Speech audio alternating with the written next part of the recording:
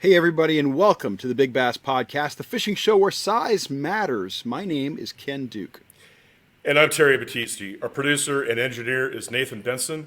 This episode of the Big Bass Podcast, we'll be talking with Steven Bardin, director of the Major League Fisheries Management Division and one of the world's foremost experts on black bass.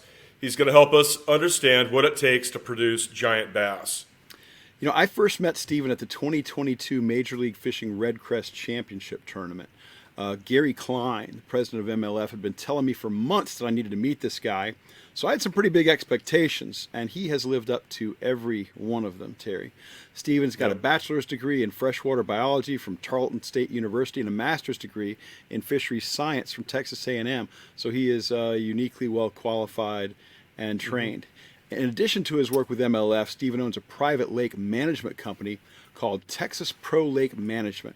He's written for several popular bass fishing platforms, is a member of just about every meaningful fisheries organization, and he has personally grown largemouth bass up to 17 and a half pounds. Steven, welcome to the Big Bass Podcast. Hey guys, I am so excited about this. Since I heard about the Big Bass Podcast, I have been a loyal follower. I subscribe on YouTube, Spotify, and Apple Podcasts, so I don't miss an episode ever. You're the one. Nice. Thank you, Steven. Thank you. Yes. We got yes.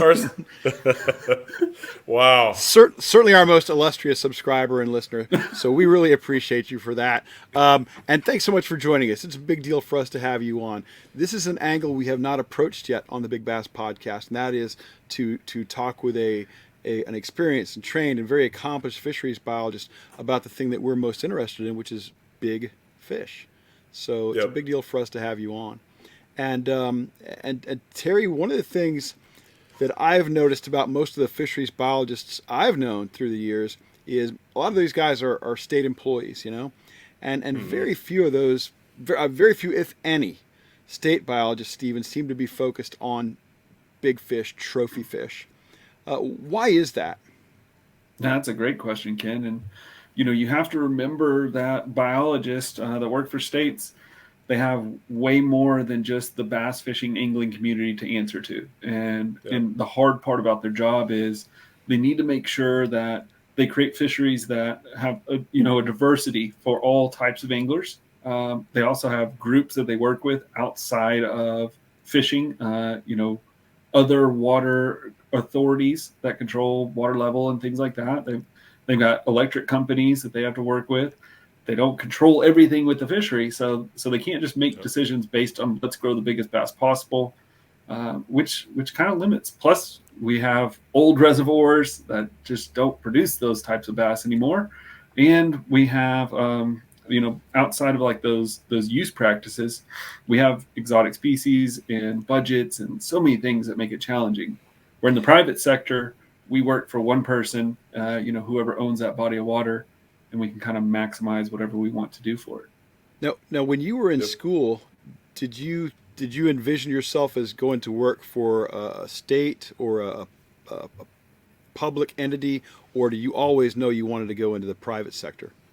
Yeah, at 13 years old, I made that decision that I wanted to go into the private sector, work for myself. Originally, while I was at Tarleton, I worked for a guy named Harold Arms, who was one of the godfathers of really Texas pond management. And Harold had a 5th grade education. And during the Depression, his dad owned a dairy and said, the dairy's failing. You have to drop out of school and you have to go to work. So that he had 5th grade, and then everything he learned the hard way. And he taught me. I grew up on his fish farm, through college, and never once thought I should go to the public sector. I've never even interviewed for a public sector job. So impressive that you've carved out such a terrific career for yourself. And folks, Steven is still a very young man. He's just in his mid-30s and enormously accomplished. And Terry, you've gotten to know Steven a little bit here just in the last week or so. And I was so excited about having him on. And then I realized, oh my God, Terry's just as excited as I am about having Steven on the show. Yeah, it's amazing. I think we started talking about 3 weeks ago. It was right after Red Crest. Right. And we've talked about a few projects that we want to possibly work on together, which I'm really excited about. But what was it about raising big bass that got you, started down that line? And can you tell us about your master's thesis? What was that done in? Yeah, I can touch on both those. First, I was at dinner with Ken Duke at Redcrest, and I get back to my hotel room at 10:30 at night, and there is Terry texting me saying, "Ken said I had to talk to you. We've got so many things we need to catch up on." So, it's a pleasure to meet you finally, Terry. Kind of at least on Zoom. I know me and Ken have had a lot of fun times together, so I can't wait to get to know you a little bit more. My master's work, it was on a unique process. I was working for Harrell doing pond management, and we would tell every single pond owner, you need 1 surface acre to grow largemouth bass, and you need at least 15 acres to grow crappie. And so I was trying to figure out a way around those 2 things. And so what I worked on was using triploidy, which is the same thing we use in grass carp, where we put the egg after fertilization through a process of stress that prevents meiosis II from occurring, and that leaves 3 sets of chromosomes. What's meiosis II? Okay, it's whenever the chromosomes are going to split and start to replicate. What it does is it doesn't allow those chromosomes to split, so you end up with 2 sets of female chromosomes and 1 set of male combined. So you have 3 sets of chromosomes within each cell, which renders the fish sterile. It's how they create sterile grass carp. And so I was working on creating sterile largemouth bass and sterile black crappie to be stocked into ponds. And it can be done. It's hard because you have a lot of mortality of the egg. You have about 30% survival of the fry. And so they become very expensive offspring. And you can't physically tell the difference between a sterile fish and a non-sterile fish. So if anybody makes a mistake in the hatchery, all of a sudden you've stocked non-sterile fish or sterile fish in the wrong environment. So it can be done, but that's what I did my graduate research on. And then from there, it was really a love of bass fishing. I grew up in a bass fishing family. My dad he fished Redman, Angler's Choice, was tournament director, all those things. I loved, In Fisherman TV, all the shows, Bill Dance Outdoors. Like I loved all those things growing up. And so then whenever I decided I would do pond management, I wanted to basically give people the experiences that I had as a kid, fishing private ponds, maximizing their potential. And then I quickly learned that almost everybody in West Texas, I'm from kind of the Abilene area, everybody in West Texas wants to grow big bass. You see OHIV just down the road from where I live. That's what people want, is to grow big bass. And so that's what we do, Terry. We do that on a daily basis across private ranches throughout Texas. That's cool. So what does it take in a pond, to grow these big fish? Are you more apt to be able to grow a teener class fish in a pond, or is that more so a big reservoir? Yeah, that's a great question. And I think to kind of balloon out from there, to zoom out a little bit, there are certain things that you need to grow trophy-sized bass no matter what. Those things are genetics. You need Florida genetic to grow fish beyond, let's say, 13 pounds. You need genetics. You need forage, an abundance of diverse forage species throughout every life stage of that fish. You need good habitat, and that habitat has to have, escape habitat for those forage fish so they can thrive, as well as good ambush habitat, recovery habitat for those largemouth. You need excellent water quality, which includes the right temperature and what I will call the optimal growing days. We're going to definitely get into that. Ken and I have had a lot of discussion of optimal growing days of a largemouth bass.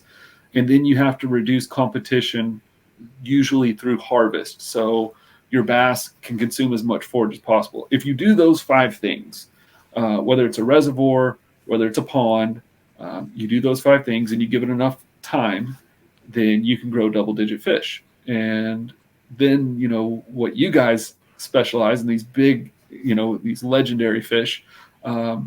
Those are exceptions to those populations. So you have to do everything right. Then you have to have the exceptions to the rules. You just Cool. nailed all my talking points for the entire program, Steve, and you've killed my outline already.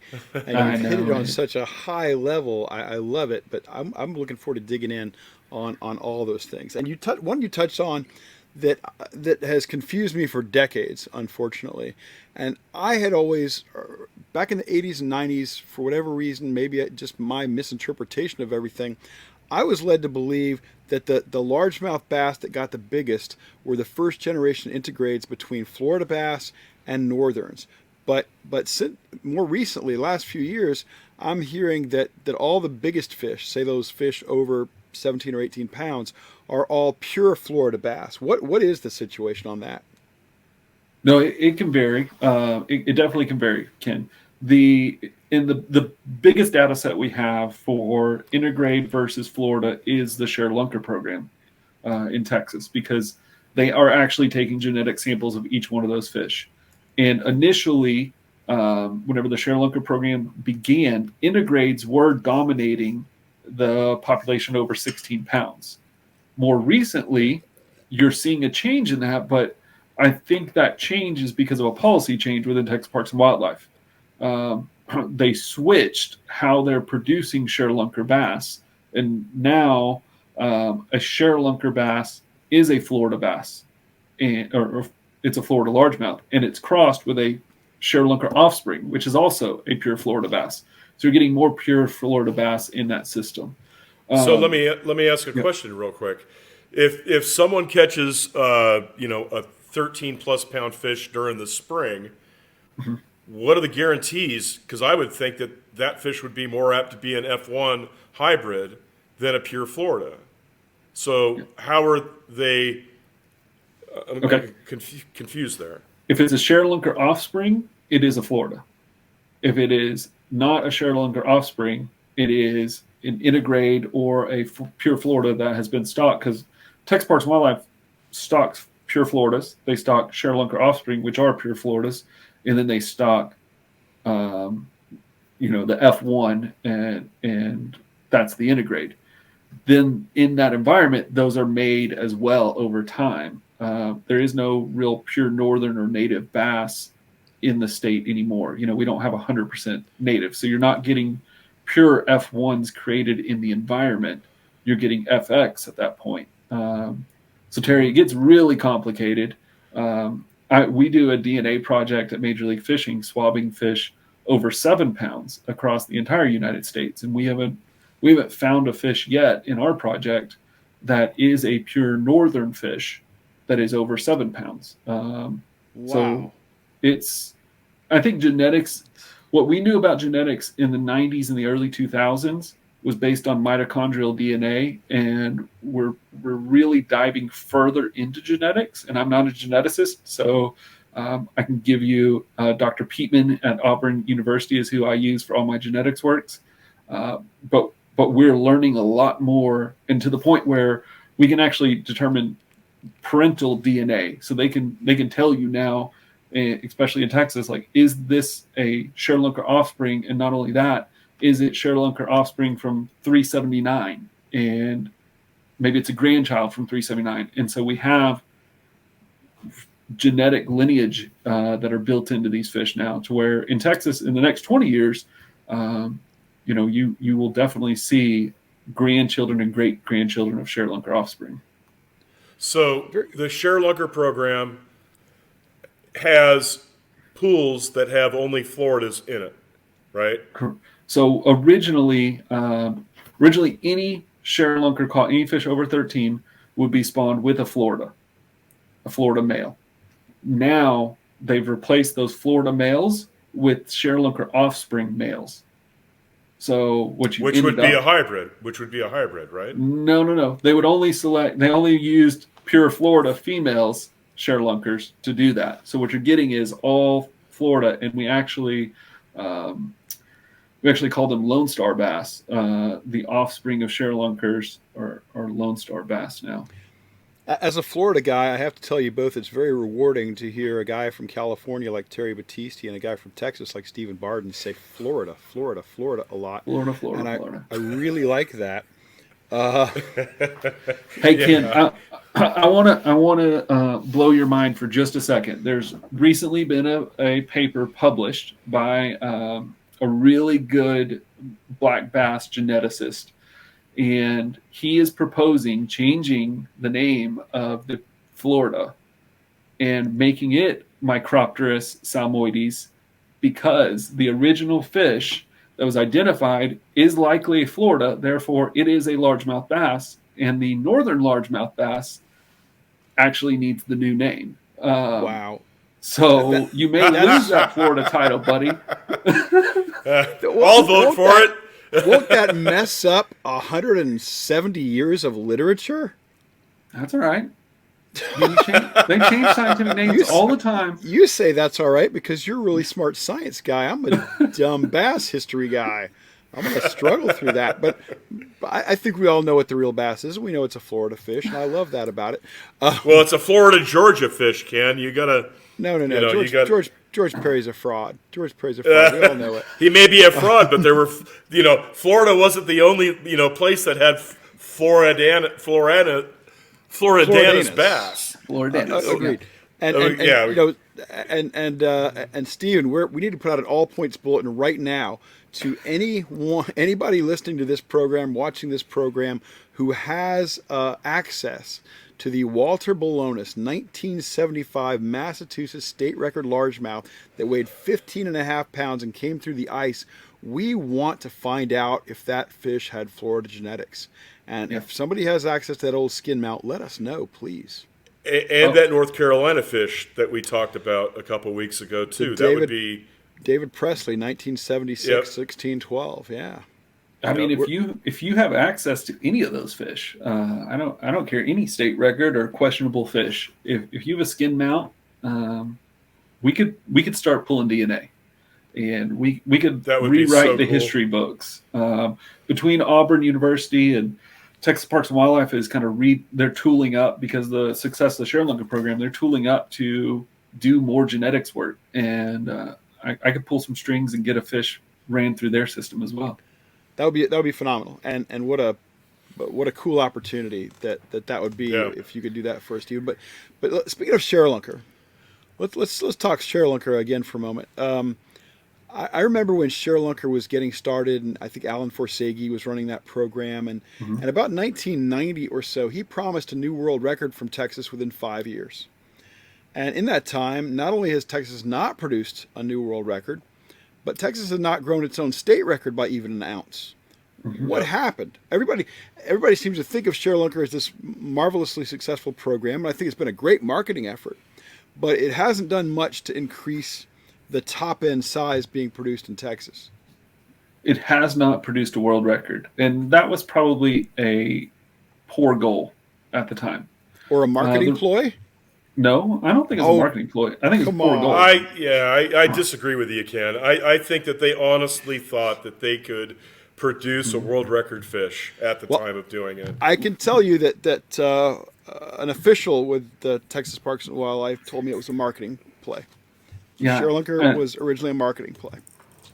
Yeah, and I can tell you an official with the Big Bass podcast said, "You're full of crap." Well, but what do I know? But I think that Terry was official. I think, I don't want to. That wasn't what I was thinking. But the way I think about this is that they saw what was going on in California. They actually got California fish to stock into Texas, along with some Florida fish and some Cuban fish. Cuban? I didn't know about Cuba. Yeah, there's Cuban fish. But you got to realize, that at that time in Parks and Wildlife, they were bringing in peacock bass. They were trying a lot of new things. But the difference today is instead of focusing on Florida genetic as a random pool of fish, they're focusing on the advanced size fish and their offspring, and then recombining those fish. So because we didn't know if there was genetic markers to growth, and we still don't. The best way to win that experiment would be to take exceptional fish and combine them with other exceptional fish offspring. And so that only has really started the last 6 years. And that's I love that point, Stephen, because it ties into my thoughts of ShareLunker, and that is that the program has come a long way. Whether the science is catching up to the original goals, or whether the marketing program has turned into a better science effort, I do believe that ShareLunker is now approximating at least what it set out to do. And I love that about it, because one of the things I have a spreadsheet on all the ShareLunker bass ever recorded. Right. And one of the things I learned from it is that each of these lakes that pops up and starts producing ShareLunker fish over 13 pounds, they have a very brief window of 1 to maybe 3 years. And then that window is shut, never to be reopened. Now, for decades, the only exception to that was Lake Fork, a legendary trophy bass fishery. But now we're seeing fish come out of places like O.H. Ivy, where they'd also come out 15, 20, 30 years before. And it's good to see those places getting back and producing ShareLunker fish again. Is that because of these genetic efforts? No. no, I don't think so, Ken. O.H. Ivy is a unique case because O.H. Ivy is the youngest reservoir within the state. It was impounded in 1990, and it saw an immediate, it filled rapidly. It saw an immediate growth class. But then O.H. Ivy's on the Colorado River, and so it experiences drought flood condition. And so O.H. Ivy will have these pulses where you'll get a new lake effect. So every 10 to 15 years, O.H. Ivy is a new lake. And it's exactly what happened with Casitas, Ken. Right. And Steven and I were talking about this a couple of weeks ago now. And you get these drought conditions in California, and the lakes drop 100 feet, and then they go up 5 or 6 years later, and there's all this new growth. And it's like Steven said, it's a brand new lake. And you've got vitamin T. Yes. Well, that's the California drug there. Yeah. That's how they do it. But if you look at O.H. Ivy, you have it took from 1990 to 2000 for the first 13-pounder to grow, 10 years. And then there was one in 2002. And then it went off the map for 8 years. And then it had the big pulse in 2010 where 11 fish were caught. 2011, there were 7 fish caught, but that was the beginning of a drought cycle. And there was 2 more fish caught in 2012, and then no fish caught until 2019. Well, the lake was basically dry. In 2015 is when the lake really refilled, and it refilled like 70 or 80% capacity, and we've seen 2019, 20, 21. Well, 2019 was the first 13-pounder since 2012, and there was one. We had another one in 2020, and then we went 15, 21, and then again 15 this year. And it's just unbelievable the size fish that it's producing. It's crazy. Oh, Terry, when Steven and I were at Redcrest this year, one of the things I brought up, because it occurred to me, we're not only hearing a lot about O.H. Ivy, but we're hearing about how guys like Josh Jones approach that lake and those giant fish there with their forward-facing sonar and these kind of bizarre open water techniques. And I said to Steven, I said, how many times do you think the world record would have been broken in the 80s and 90s if forward-facing sonar had existed back then? And Steven, I'll let you answer that again. Oh, dozens of times. Yeah, dozens. I think here's what people don't realize is we started, the United States, we started this reservoir building project really in the 50s. And it peaked in the 60s and started to decline in the 70s. And today we build reservoirs at a lower rate than we did in 1890. So the opportunities for a new reservoir decrease every year. Texas has one that'll come online this year in Bodark. And new reservoirs, what they do is they provide the opportunity because they are flush with forage fish. The genetics is fresh in that reservoir. There's not a lot of competition. Once again, like those 5 key components that I talked about are there. And they're there in that new reservoir. And then after you get past that first 10 to 15 years, your management strategy has to change to where you have to push for a trophy fishery. And Ken, this is one of the things you and I talk in depth about is, how do we change a reservoir to put out a trophy fish or a world record? And there's fundamental changes that have to happen within that fishery. A new forage item has to become available in an abundance that's outrageous, like the trout in California. That's a new forage item that's introduced, and it provides the protein. Or a new genetic has to show up, but that genetic has to also have the ability to be showcased. If forage is not abundant, if competition is high, water quality is poor, number of growing days aren't correct, then genetics doesn't matter, because genetics can only be highlighted by fisheries that can produce those quality fish. So if the fishery is already producing 10-pound northern largemouth and we put an F1 in, then we should expect 13-pound or higher F1s. And if it's producing those type F1s and we put pure Florida, then we should expect those fish to increase in size, and that would be the potential for these exceptional fish. So we had a conversation, I think 2 weeks ago, Stephen, to where I've had a formula in my head for years as to why Texas has not put together a fish that would even qualify for a 20-pounder. And just looking at California, you have trout, you had Floridas or F1s, you had great water quality. I mean, they're all drinking water reservoirs out there, and so therefore the water, the lake people take good pride in maintaining that water. And you had a good temperate environment, but also deep water. Right. And you could have a temperate environment and not have deep water, but still not produce big fish. And what the deep water in California allows is when the surface temperatures get real high, it allows those fish to go down into that 30-foot zone where they're comfortable, and it does not raise their metabolism. And it allows rainbow trout to thrive all year well, round. yeah, but once they become holdovers, Ken, they start growing bigger than a bass can possibly eat. Those holdovers are generally in the 2 to 3 pound range, and yeah, an 18-pound fish could get one down, but your 10-pounders aren't, I don't think. So anyway, can you elaborate on that and how Texas, actually OH-Ivy actually fits the tune? It's the only lake in Texas that has that much depth.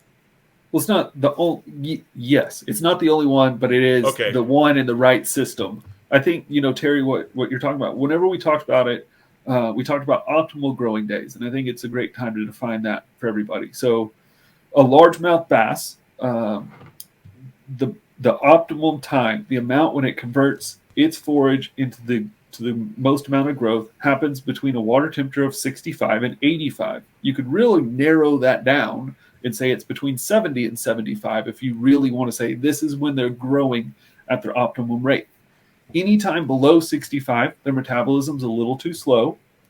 Anytime above 85, their metabolism is too quick, so they don't grow as well. So if I were going to plot out a reservoir that's going to produce a world record fish, I need to maximize optimal growing days. Now, I also have to have winter. I need winter to give that fish longevity, because there's another paradox to this, which is a fish growing in a just a perfect climate all the time. Its metabolism doesn't slow down enough to make its life long enough, right? So fish in general, they live longer in cold water than they do in warm water. They have a shorter life in the southern reaches of their population. But they grow to a larger size in warm water. So if you can combine those two things, i.e. California, with depth and a little bit of that cooler water, what you end up with is a fish that can live long enough to show you that maximum growth, but have enough optimal growing days to get it in a reasonable time frame. Stephen, you gave a great analogy to me one day, and you made a stupid bass fishing writer understand. You talked about when you're managing a fish, you feel like you're managing a certain number of heartbeats. Yep. Yeah, that's one of the things I tell my clients specifically. Is let's say you have X number of heart rates within a fish the day it's born. The warmer water it's in, that heart beats faster because the metabolism is quicker. So you run out of heartbeats quicker. So if we can maximize growth at 2 pounds a year to reach the next world record, we need a fish that can live 22 and a half years, right? Mm-hmm. 11 and a half years. Come on, yeah, guys. 11 and a half years. 11 and a half years. Come on. We're trusting you. Battisti's the engineer, not me.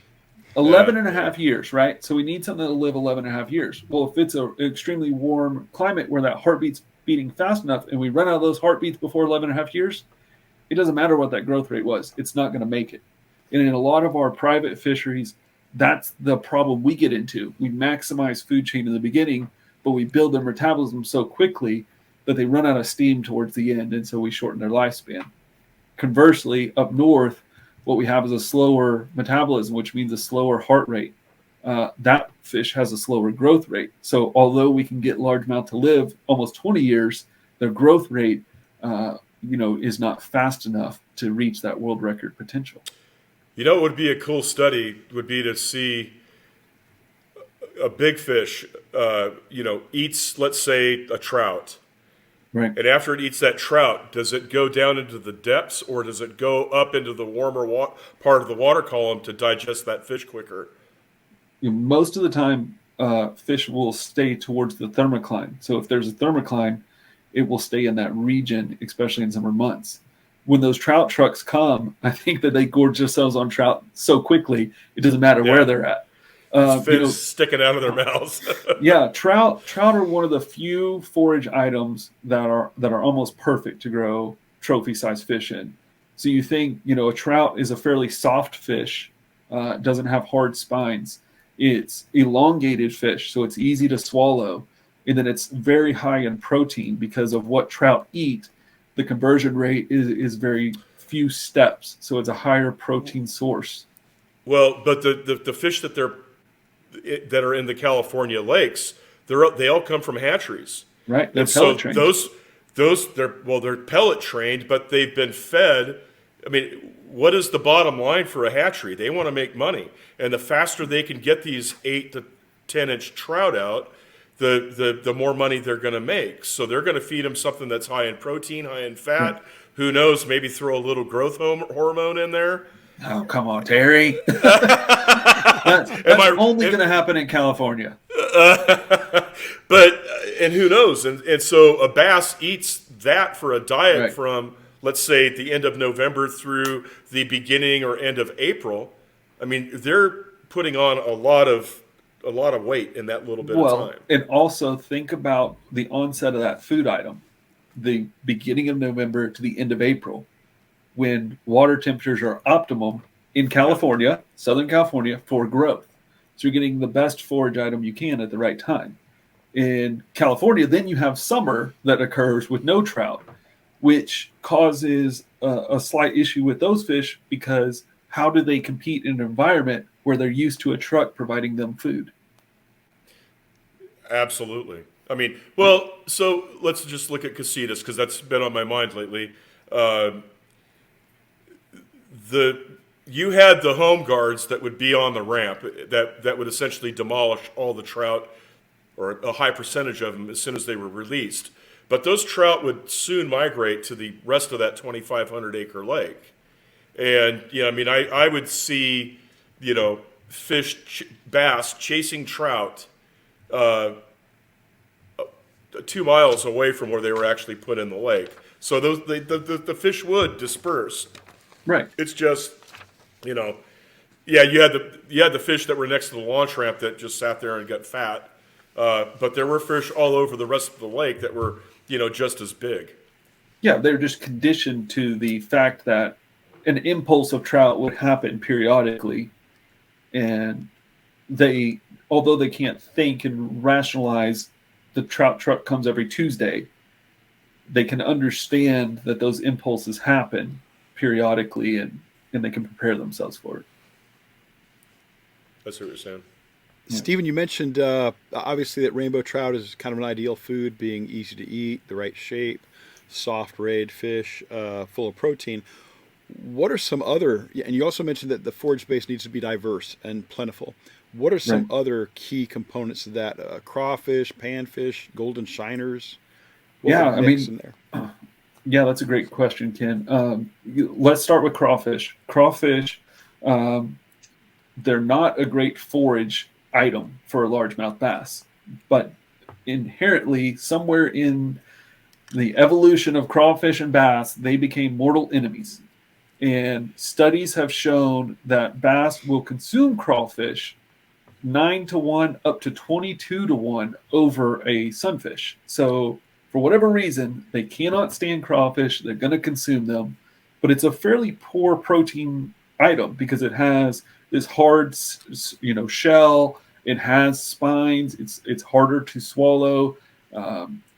It's harder to digest. It takes more time, and there's not a lot of protein within that crawfish. So it's actually a pretty poor forage item, although we use them in private management all the time because they'll spark aggression in your fish. So they're stocked and used. There are some crawfish species that have softer shells, and so they would be slightly more advantageous to eat that. But a bass isn't really calculating calories and protein and things like that. They're just reacting. So they're reacting to whatever evolutionary trait has made it to where they're mortal enemies. There are species. Oh, yeah, go ahead, Terry. I have a question. It has more to do with a myth that in the spring, bass eat crawdads, or they target crawdads because of the calcium in the shells produces better eggs. Is there any truth to that? No, and most of the calcium intake from a fish is going to come through its gills. Fish, at all times, fish are absorbing and releasing things through their gills. Their gills are one of the main organs to do that. They, of course, get oxygen. They release ammonia. The way a gill actually works is you have your blood flow that flows from the back of the fish towards the mouth. And so as the water comes in the mouth, they cross channel. And as they cross channel, minerals and ions can be added to the bloodstream, while waste products like ammonia are released from the bloodstream. So they can get those things directly from the water. Wow. Yeah. Such an education, Professor Bardin. This is amazing. Absolutely. I want to back up a little bit. You talk about bass being predisposed to eat crawfish like 22-1 over a bait fish or something like that. Why would we ever fish a lure that imitates anything other than a crawfish? I don't know. I mean, whenever I have to fish to catch a lot of fish, just a jig with a crawfish trailer seems to do it. We do a lot of harvest for our clients because harvest is a big component of trophy fisheries management. And I use a lot of jigs with a crawl trailer because it works. I don't often think of that being here in Florida, but I know we have a lot of blue crawfish here in the state of Florida that obviously are a great forage. One of the things you talked about earlier was water quality and the optimal growing days and stuff like that. And that got me thinking about so many people who fish for big fish will say something that I've always known was crazy, but maybe you can dial it in for me. Some of them catch a pretty good fish. It'll weigh 7 or 8 pounds, and then they'll hold it up and they'll say, it would have weighed 16 before the spawn. Some crazy number like that. Right. They'll add 2 or 3 pounds to it. And it always drives me crazy. What would be a reasonable percentage of weight increase before the spawn versus after? Yeah, and typically we use the number 10%.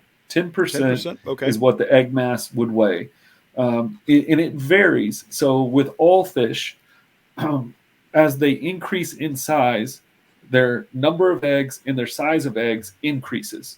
So a 1.5 pound female does not produce the number of eggs or the quality of eggs that a 10-pound female would. But that number ranges from 2,500 eggs per pound of body weight up to 7,000 eggs per pound of body weight. And of course, the more eggs you have, the smaller they are individually. I see. And then there's another great myth in the fact that we see female largemouth paired off with a male, and we expect them to be spawning and that female releasing all of her eggs, and she does not. A female largemouth releases about 25% of her eggs in that first spawn when she pairs off with a male. That lasts a day to 2 days, and she leaves that nest and finds another male and continues the spawn, because another evolutionary trick for a largemouth is to spread their eggs over as many nests as possible and over a longer time window, just in case that temperature changes, right? If you have your survival of your fry is more dependent on temperature than really anything else. So what you're saying is that female bass are hussies. Oh man, Terry, man, you're trying to corner me and get me canceled, not this show. Yes. You had to go there, folks. That's Terry Battisti, Terry at thebigbaspodcast.com. If you want to attack him. So Terry, is this why Ken doesn't let you talk often? It might be. This is why I'm very careful. I'm very careful, but it's. But you talked about the evolution, and if she can have, spawn with more males, it increases the genetic pool too, right? Genetic diversity. If she can spawn early, especially with a very hardy male, then in theory those offspring would have an advantage because they would be born weeks to maybe even months before other fry largemouth, and then at some point they could become cannibalistic and have that advantage of just being an early spawn. But if the weather conditions change and those fish don't make it, she doesn't want to have wasted all of her eggs. Now, she's not rationalizing any of this. This is just instinct. All right. I feel like we're all over the place, Steven, and that's my fault. And Terry's a much more organized brain than mine. But I'm curious about what might be the top end. We talked so much about largemouth bass. We'll have you on another time if you'll do it to talk about smallmouths and other things. But you told me some amazing things that I want to get into in a moment. But first, we saw Dottie in 2006, I think it was, at 25 pounds, 1 ounce. Do you, as a biologist, have a feel for what the top end of the species might be? It is so hard to imagine, Ken, because if I look at it as a mathematical equation, I say it takes 10 pounds of forage to gain 1 pound on a bass. And how quickly could it eat that 10 pounds of forage? Well, that's dictated by forage abundance and competition. And then I throw into that equation optimal growing days for that environment. And I come out with this number on, if I can get it to live 12 years, what could it weigh? And I think it would be hard to rationalize a fish over 30 pounds right now, just because nobody's done it. 25 is by far the cap. 22 is almost unachievable goal at this point. It seems like we struggle to get to 20. But I think if we're talking as a species, could you see a fish that weighed 30 pounds ever in history? Absolutely. I think that would be crazy to think that it couldn't happen. Now, what are the odds that fish happened in an environment at the same time that Ken Duke or somebody who wasn't just going to eat this fish caught that fish and then happened to be in 2023 whenever we could publish it the right way? Like, that becomes even more exponentially difficult to rationalize. Well, I think the data is pretty clear, Stephen. If you catch a fish of that size, you have to eat it. Tradition says the law demands that. I've had so much fun talking with you at different events, and one of the things that blew me away at our most recent time together was you talked about the possibility of raising world record class fish in regions outside areas we typically associate with those kind of fish, and you tied that in with your ideas about if you can make the fish live longer, you have longer to work with it and feed it and so forth. How far north do you think someone could conceivably grow a world record largemouth if the other elements were right? Yeah, I think this kind of stemmed off of our MLF genetics project. We first talked about the furthest north, pure Florida, that I know of that's ever been found, we found this last year in the Lake of the Ozarks in Missouri, and that was a pure Florida. It was a 98% fish, a 98% Florida fish.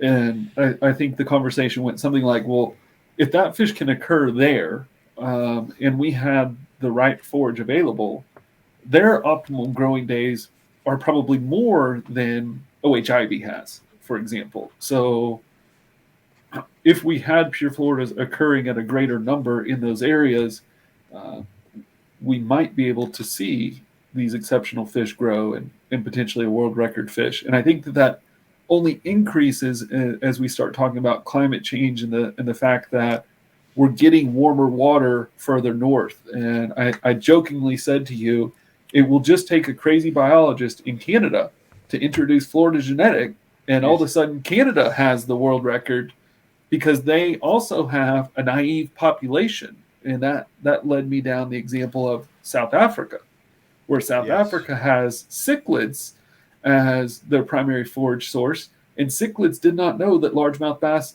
ever existed. So whenever Florida bass were introduced in South Africa, we see 18-pound largemouth all of a sudden with no management because we have a naive population of forage fish.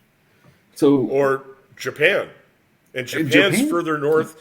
Japan is way further north than Texas, California, and Florida. Exactly.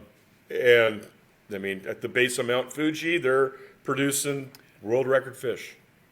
Well, I don't know about the base of Mount Fuji. I know Biwa, which is about Well, it's the same pretty close latitude, which is I think more southern than say Atlanta.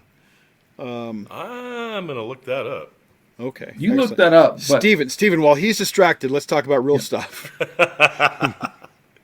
Now, a pure Florida in Lake of the Ozarks, does that shock you, or is that just further evidence of all the bucket biology that's happened in this country through the decades? Oh, it's both. Yeah, both. It shocks me because I expected pure Floridas maybe in the southern or probably the northern tips of Arkansas. That's as far as I expected a pure Florida to occur. I expected to see some genetic. Yeah, go ahead. And naturally, you expect them naturally that far north? No. I think they would occur there because of both accidental stalking and on purpose stalking by state agency. We're seeing a lot of experiments with F1s. The hard part about an F1 is you can't really tell the difference between it and a pure Florida. So you have to trust your fire. Some of these fish are coming from private hatcheries being purchased by the state. So there's that component. There's also the component of anglers move fish. They just do. We look at the proof is in Alabama bass. Alabama bass moved across this country by anglers. That's the only answer to that. There's not a state agency that was moving those fish around. So we know that this happens. Now, it's so hard for us to fathom the fact that we can move enough to change a population. So I'm never going to tell you that because we found one pure Florida in Lake of the Ozarks, that Lake of the Ozarks is pure Florida bass. That's not true. I'm saying that one exceptional fish happened to be a pure Florida, and that could have been a fish that was, in a hatchery. We thought it was whatever it was. The broodstock were tainted with Florida, and this is a Florida bass. Or it could be a fish that was moved by an angler, or even was from the private pond industry and washed into Lake of the Ozarks through a watershed from a dam breach or just flowing water. I've got a client that his lake discharges into the Brazos River, and I've seen people below PK catch 13 to 16 pound bass in the Brazos River in 4 foot of water, and they're coming right out of the client's lake whenever we have a flood pulse. So that does happen as well. Terry, how's the research coming? Latitude of Lake Biwa is the same latitude at Norris Lake, Tennessee. Okay, I'm wrong. There you go. It happens. Yeah. I hate to end this being wrong, but B, Steven, this has been fabulous, and we have so much to talk with you about. And I hope you haven't had such a terrible experience here that you won't come back really soon, because we want to get you back to talk about a lot of stuff. I would love to be back on the Big Bass podcast. As I said, it's my favorite show to listen to. It's just an honor to talk to you guys. Hey, Ken, we got to It pay is him ours. after this, remember? Yeah, you said you'd write the check, Terry. Okay, no cover it. worries. It's in the mail, right? I got dinner last week. Remember? Okay. Okay, Nathan. Cut it here, Nathan. All right, hey Terry, we're gonna slam the door without slamming the door because we're gonna have Steven back on many times. But in the words of the inimitable James Brown, take us to the bridge. Yeah, it's time to slam the door on this episode of the Big Bass Podcast. But before we go, please remember to subscribe, like, share, give us comments. We enjoy talking to you folks, at least in the YouTube comment section. It's a small ask, but it really helps us out. And don't forget to check the website at thebigbasspodcast.com. There you're going to find the Big Bass Podcast calculator, which actually Steven and I are going to be working on, and our listings of record bass, plus supplementary material on episodes. It's a work in progress, but if you like the show, we think you'll like the website. If you want to contact us, our email addresses are ken@thebigbasspodcast.com, terry@thebigbasspodcast.com, and nathan@thebigbasspodcast.com. I'm Terry Battisti, and on behalf of my partners Ken Duke and Nathan Benson, and our guest Steven Bardin, thanks for joining us. Be sure to check back next week, and we'll have a new show with a story that you will not and cannot find anywhere else. And remember, size matters.